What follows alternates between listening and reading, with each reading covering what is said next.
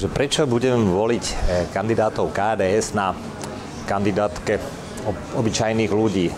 No, budem ich voliť preto, pretože sú voľby. Volíme si správcu domu. No a keď budeme voliť zlého správcu domu, tak ten bude dávať zakázky na opravu domu svojim kamarátom, predražené, potom predávam pivnicu po balu a tak. No ja chcem mať dobrého správcu domu toho slovenského štátu, tak preto budem voliť týchto kandidátov. No, Fero Mikloško, tak to je jasné. To je proste dlhodobo overená postava, ktorá, vidíte, jak to dopadlo, chvíľku chýbal v parlamente a sa to hneď rozpadlo po roku, takže ten je tam proste absolútne potrebný, bez neho to nebude fungovať nikdy.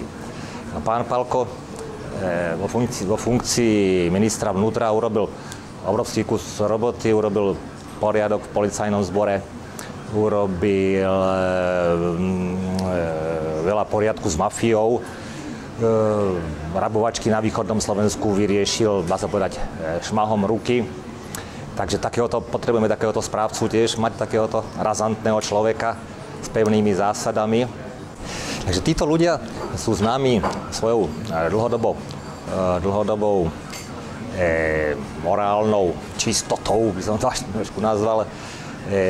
Nikdy tam nebol ani náznak tieňa nejakého korupčného škandálu.